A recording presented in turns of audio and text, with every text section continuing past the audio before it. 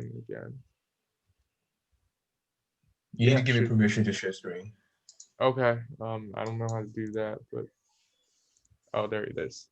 So try now. All right. So, what do I present? Awesome. Um, What do I so yeah, present? just give a little intro to what are you presenting today? Wait, how do I? Oh, there it is. So, I feel like this is a good opportunity in this club to talk about something that I'm really interested in, that combines both art and technology really well, which is video games. And in my opinion, modern video games, especially in the last decade, has progressed further and further into the realms of storytelling.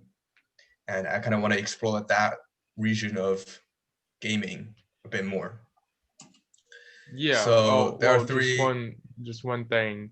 Mhm. Um, the video game theme will be a recurring topic in our presentations, because we, as Andrew said, we do believe it is the perfect combination between technology advancements and artistic expressions, and it brings a lot of us a lot of. Oh, sorry about that. It brings a lot of us the enjoyment and experience that wouldn't have happened any other way. So yeah, just a quick note. You'll be expecting a lot more presentations done on video games in the future, but we are not trying to make it as something of a video game club. We're trying to look at them from our scholars, science scholars' perspective, and explore how the dynamics between visual arts and coding, programming, technology creates these artifacts. So yeah, please continue, Andrew. All right, thank you, Carl. So there are three more classic routes of video game writing. So let me explain. There are a few elements of writing video games. So first of all, there's a start. Obviously, you start the game, you create a character or a save file in the traditional games. There are gameplays, which is the time where you interact with the game, you interact with the code, you do something interactive with the game.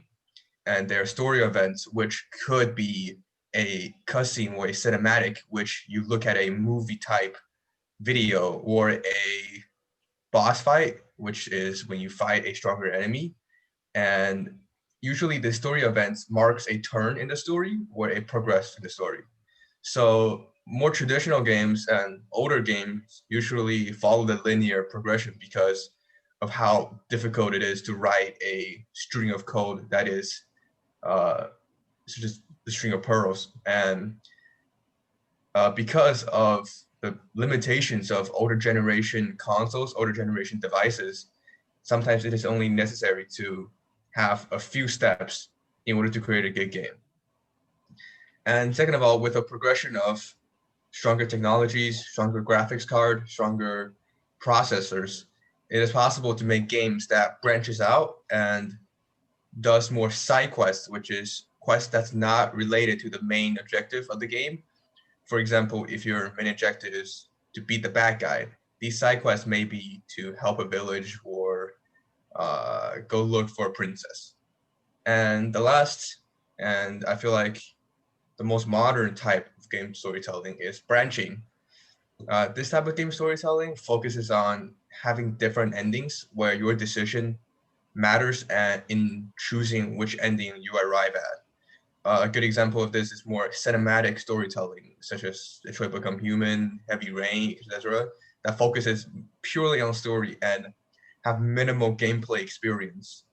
This is more akin to a traditional movie instead of a more classic video game. So I'll start on the linear story side. Good example of this is Pokemon. It's really classic.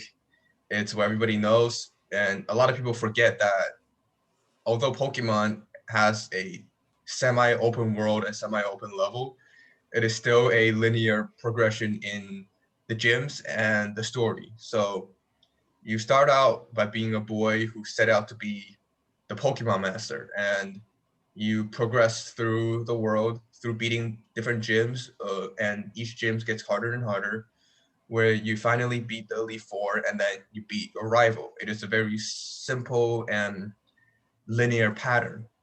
Other games, such as Doom, also follows a linear story where you go level from level from level, slaying demons, and finally following a linear storytelling that arrives at an endpoint.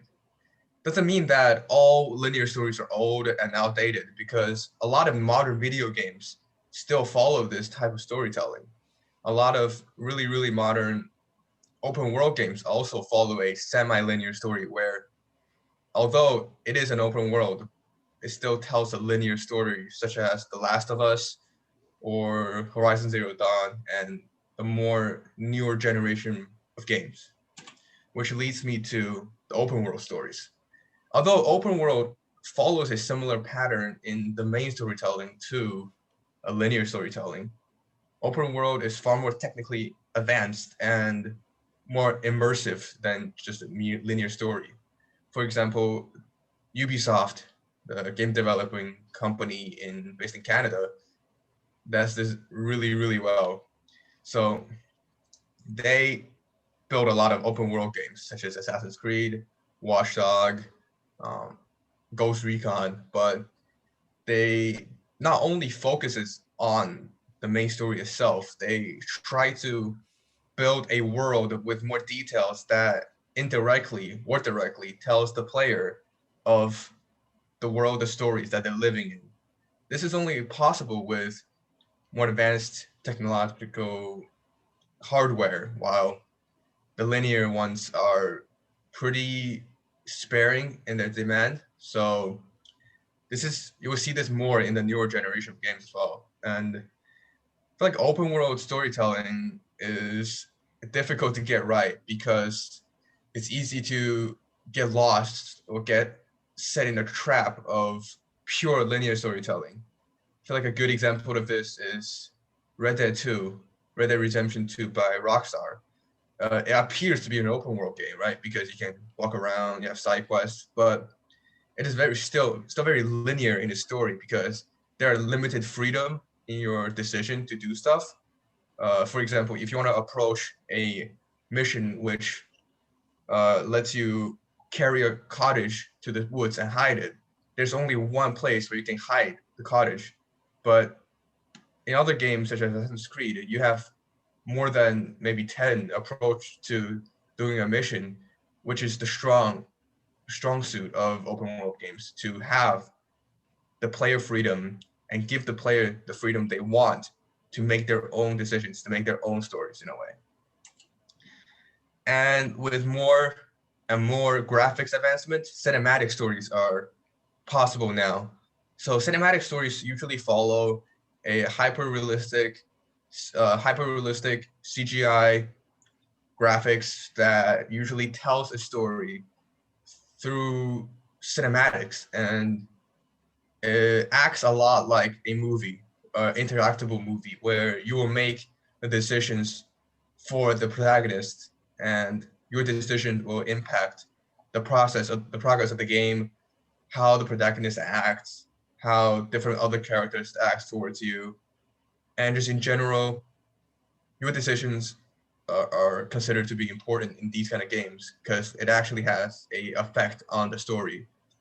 A good example of these are Detroit Become Human, the Telltale series, such as the Walking Dead Telltales or the Borderlands Telltales, where the player controls one or more main characters, and you tell a story through more cinematic experiences. This is only possible because of the really, really demanding graphics and motion capture technology needed to create a more convincing character and more convincing story and more convincing just graphics in general.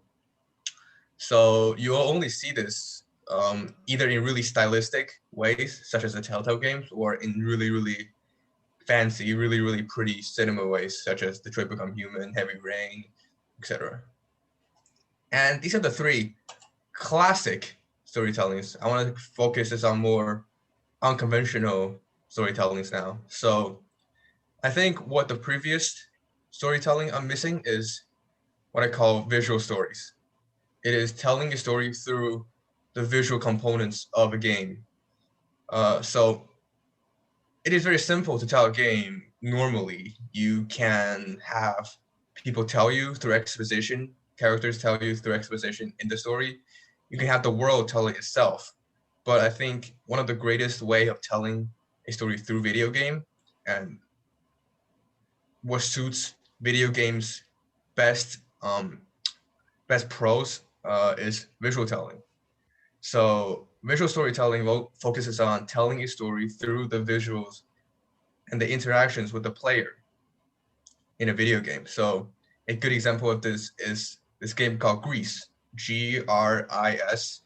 So I recommend anybody watching to check this game out. It is a very well done game by a very small studio, and it is not technologically intensive, but it tells an amazing story about grief and the stages of grief, which is superbly done through the colors, through the motion of the characters, through the world itself, and through just the in general visuals of the game and the music of the game. Another good example of this would be Journey by a Chinese game developer, which focuses on friendship and companionship along a long-winded journey towards a final destination. It barely has any story, but the story itself is told through the gameplay and through the player's journey itself, which is quite poetic. So visual storytelling is, in my opinion, one of the greatest strengths of video games, because in any other media, it's going to be very hard besides like movies and comics, which is what video games have in ways it's like unique, I guess, and the interactability of the visuals makes it even better. Next, we're going to talk about what we call meta stories, which is a fairly new thing. Meta story is, okay, so let me explain what meta is. Meta usually tends to mean beyond the game or outside the game. For example, if you say the in-game story is this, the meta story is something beyond the game that we know the game is a game, or we know that the game exists while we expand more on the game.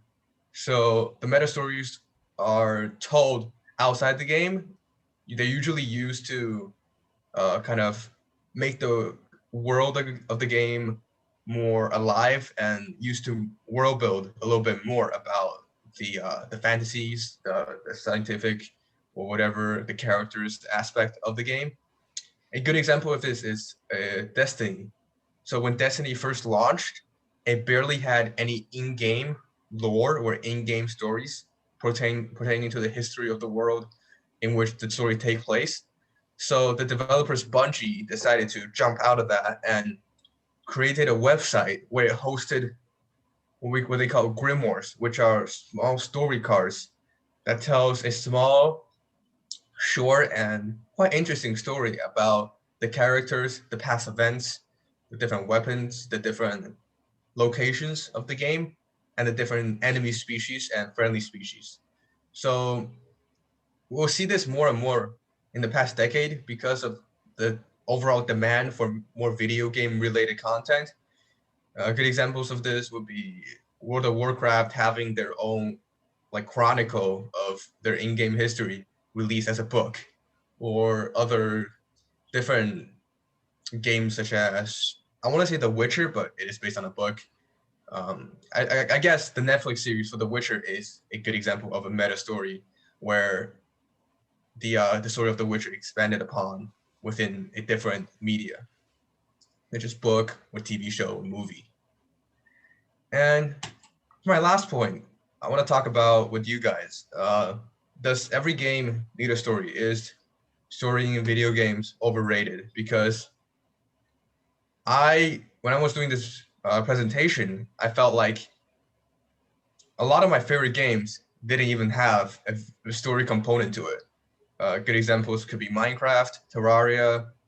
I guess Mario does have a story, but it is very, very minimal. Animal Crossing doesn't have a story. Uh, a lot of very, very good games are heavily gameplay intensive and very light on story. So I want to see you guys' opinion on stories in video games, and do we really need them in the modern era? Yeah. Yeah, I think a lot of these categories of stories are something I have seen in the games I played before. Especially, I have always been attracted to open world role playing games because um, ever since I first played Grand Theft Auto, San Andreas, in middle school, it just kind of stuck with me. The feeling of being able to just drive around in the city um, and live another life is kind of how I felt about the open world games. Um, as for this question, I feel like every game that I play by myself need a story. But if it's a multiplayer game, I or something that I regularly play with friends, it does not need a story. Because personally, when I try to play Terraria by myself, um, I found myself quickly just not um, committed anymore after like I got stuck on one um, boss fight, and then I haven't touched it since. So without a storyline to drive me through that, I just kind of felt like it was a bit pointless. And if if there are friends who suggest we should play together, I'll probably play again. But if it's just me, I never touch it ever again. I feel like for myself, it can have a story, and stories are always great. But if it has the gameplay mechanics and if I'm just enjoying the game, then I don't feel that it needs to have a story. I like to be more immersed in the game, and Andrew touched on, but I think a huge part of games is their soundtrack as well. There's a lot of games that the soundtrack really makes, like Doom Eternal and games like that, that without the soundtrack, it would be a completely different game. So I feel like for this question, a story is always nice to have, but maybe not necessary in every game. Yeah, that's a great suggestion. I also noticed during my research that it's kind of a weird split where a lot of European American games tend to focus heavily on the story and tend to have a more of a focus on storytelling and the main quest and stuff. While the counterparts, I'm talking about the single player games, of course. The counterparts, which is the more multiplayer games, tend to focus more on the meta storytelling side, where they give you very little story to begin with, but they try to make up for that deficiency in story in other different medias.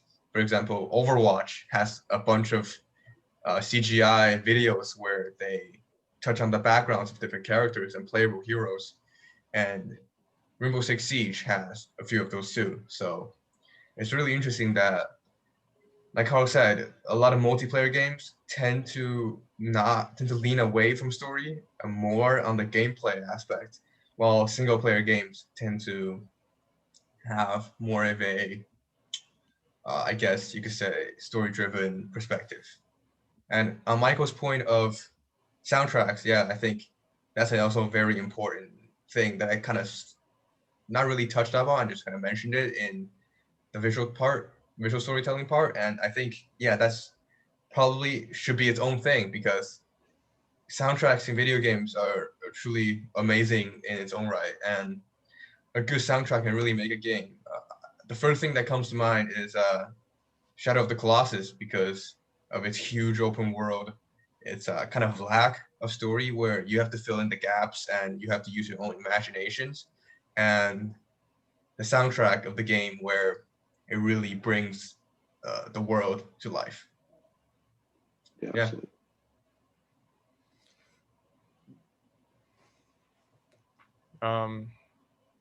I was gonna say something.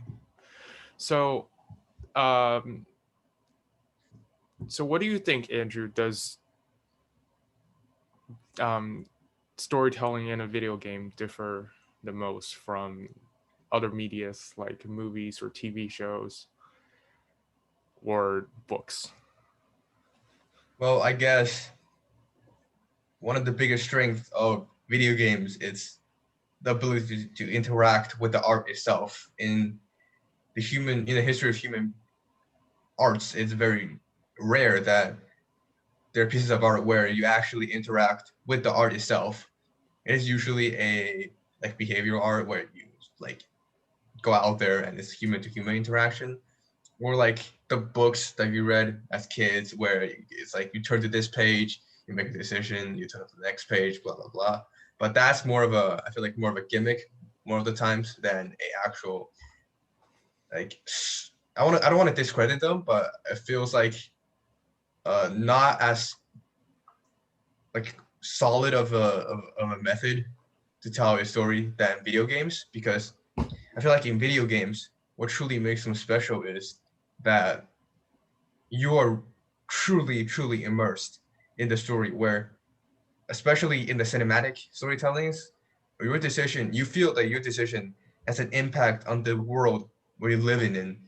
Usually in reading stories or watching movies, you're taking a like a outside view, right? You're kind of it's really easy to get like distant from the story. It's really easy to have no empathy or apathy towards the characters and hard to relate to them. But in video games, because you are the main character, it's very easy for you to self-insert yourself into the games, and therefore it makes it kind of easier, well, and harder in different ways to tell a story. And I think some of the most successful companies in doing those have truly grasped the balance between gameplay and story.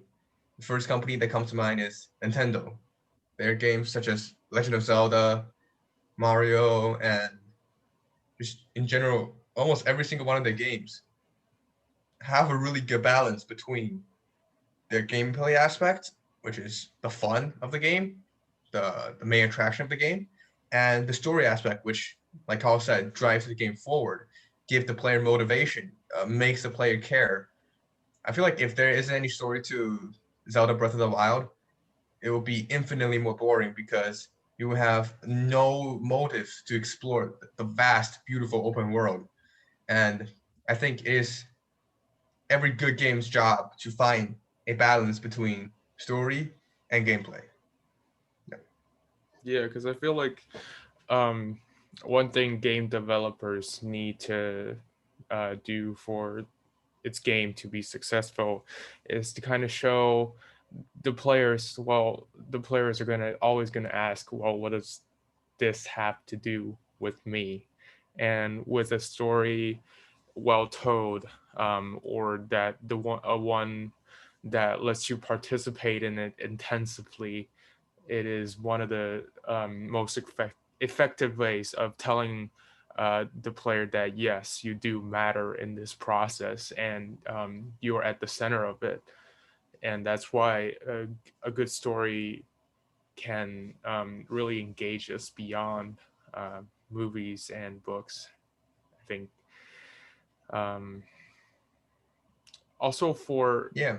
for really well told stories, I even sometimes just ignore um, less than satisfactory gameplay just to see how everything ends, or just to play everything out, because I feel like I've been given a sense of responsibility, or like an epic objective that, you know, it drives me to even go forward if the gameplay is repetitive, or I found that um, less than satisfactory sometimes. Yeah. Yeah, Yeah, I feel and touch upon Carl's. Well, Michael, you can go. Oh, I was gonna say video games are unique like that because they're more responsive and like you do an action and you get a response to that action. It's not like a TV show where it's gonna happen either way. The next episode's still gonna be the same, but you really Mhm, make a difference and make an impact in your own story. mhm. Yeah, and um, both of your points. I feel like let's just use the example of Terraria. It's very light, really, really light on storytelling, but I feel like the progress of the player makes in the world where you get better gear, you get better stuff, you fight the bosses. It's very similar to a linear progressive, and actually, I feel like it's more similar to a uh, string of pearls because you would fight bosses. This is the main quest of your story to beat the final boss. And there's side quests such as maybe to find all the NPCs, to fish, to build a nice house, or to explore the whole world. And I feel like a lot of these kind of freedom type of craft and build games uh, like mirrors a storytelling uh, perspective as their different events are simply gameplay events instead of storytelling events. And I feel like a lot of more new games, which are heavily gameplay influenced and heavily gameplay heavy, is taking inspiration from older storytelling devices and older storytelling methods in which they can make their world more interesting. It just comes to show how strong of a presence uh, storytelling is in video games because even when they're missing, they're still making an impact on the player's experience. Yeah.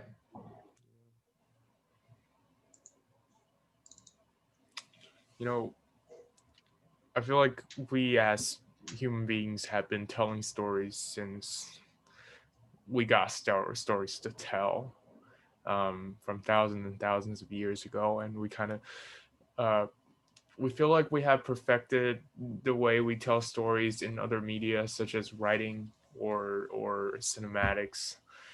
But with these new technology, newer and newer experiences always emerge, and it blows our minds. And it's really amazing to see that we can still have a new twist on something that has happened throughout human history, with uh, the technologies today. Yeah, that truly makes me wonder if ever humans are gonna run out of stories to tell. Probably not. I don't Yeah. think so. Well, any last thoughts? I feel like we kind of reached the end there. Yeah. Well, thanks, Andrew. Great presentation. Thank you guys for Yep. discussing this with me. All right. As we as I said before, we're gonna keep discussing video games as a recurrent theme in our future presentations. Of course, this is not limited to just the few of us doing it. If anybody's watching and are interested in doing a presentation themselves, we are absolutely open to it. Just shoot us an email and we'll get um, we'll get things going. We really look forward to more people sharing their thoughts on video games because it's something that the three of us love, and I feel like the discussion of it really not only touches on art or technology alone at this point. Just like today, we actually went into we delved into the psychology behind storytelling and what it takes to make a good story, um, through the lenses of video games. So yeah, shoot us an email and we'll see you soon.